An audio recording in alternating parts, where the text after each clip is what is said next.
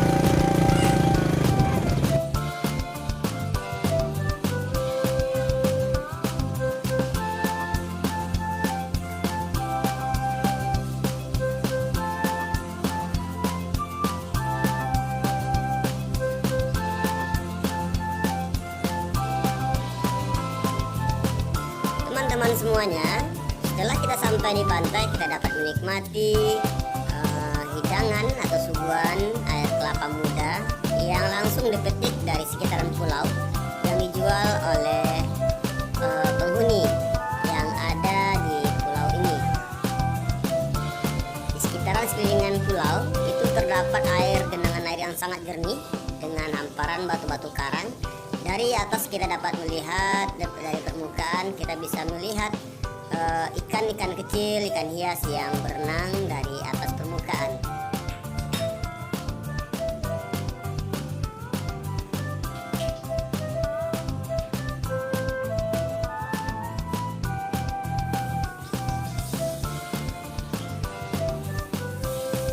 Begitu luas hamparan pantai di pantai air manis ini. Kita saksikan ya teman-teman ya. Dan ajaibnya pada sore hari pantai yang seluas ini, yang berpasir ini, semuanya tergenang, ditutupi oleh air laut. Makanya apabila sore telah menjelang, kita diwajibkan untuk segera kembali ke pantai dan mengakhiri liburan, dikarenakan air laut akan segera pasang ya teman-teman ya. Tidak kita bisa terjebak ya teman-teman di pantai ini.